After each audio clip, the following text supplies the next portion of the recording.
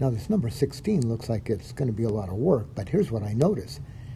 It's this number here, this quantity here, to the 0 power. And what I know is that any non-zero number to the 0 power is 1. All right, so if I take a non-zero number, raise it to the 0 power, now I'm going to assume that this is non-zero. That's going to be assumed in all the problems that we do. So what I'm saying is a non-zero number to the 0 power, so I'm just going to claim that this whole thing is just equal to 1. Now number 17, we're going to write this number in scientific notation. And what scientific notation does, it just moves decimals around. So look where you are right here. What we really have is this number right here. Now if I can write it, 1880, and there's an implied decimal point. We just don't write it. Now what I want to do is I want to move this decimal point, in this case to the left. I want to keep moving it until there is one non-zero digit to its left. So right here there's now 3 non-zero digits to its left, right? There's 1, 2, 3 non-zero digits to its left. If I move it here, there's 2 non-zero digits to the left, right? 1, 2. But if I move it here, there's 1 non-zero digit to its left. There's 1 non-zero digit to the left of the decimal. So that's it. So it's going to be 1.880. But then I do times 10 to the, well, how many places did we go? We went 3 places. So it's going to be 10 to the third. And because I moved the decimal to the left, that's a positive 3. So if I move the decimal to the left, the exponent is going to be positive. If I move it to the right, it's going to be negative. So this is our number in scientific notation. Let's write this number in scientific notation. So here's a decimal point. So I'm going to move it, now in this case, to the right. So count with me now. How many places? 1, 2, 3, 4. Now if I move it right here, I have 1 non-zero digit to the left. Yeah, if I move it here, there's 1 non-zero digit to the left, just that 1.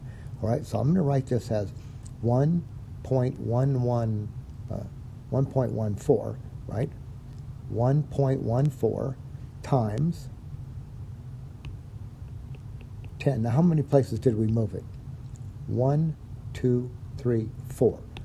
But because I went to the right, it's going to be a negative 4.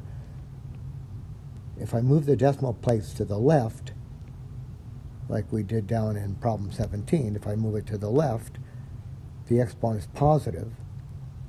But as in number 18, if I move it to the right, it's negative. And I counted 1, 2, 3, 4 places until I got 1 non-zero digit, 1 digit that's not 0, to its left. Now this number is in scientific notation. We're going to get it out. So what do we need to do here?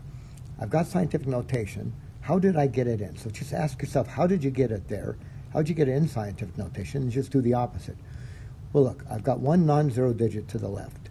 Now, how did I get the decimal here? Well, look up here. It's positive 5. So we must have moved the decimal 5 places, and because it's positive, I moved it to the left, right? So I moved the decimal 5 places to the left. So to get it out, let's go with 5 to the right.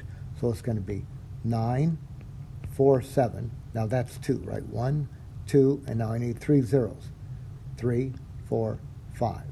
All right, so this would give me 9.47. There's 1, 2, 3, 4, 5.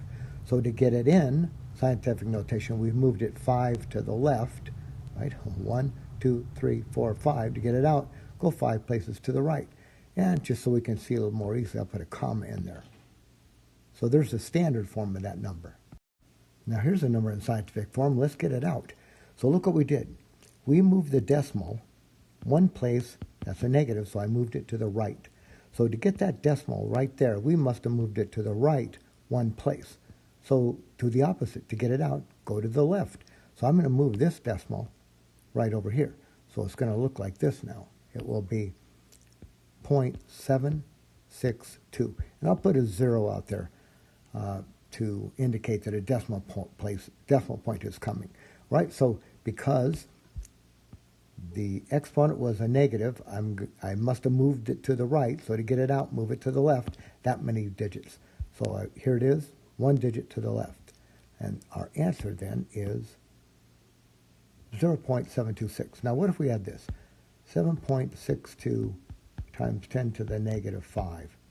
Okay, well in this case, I would have moved the decimal 5 places to the right, so to get it out, let's go 5 to the left. So there's 1, and then I'll need 4 zeros. So it's going to be 0.123472.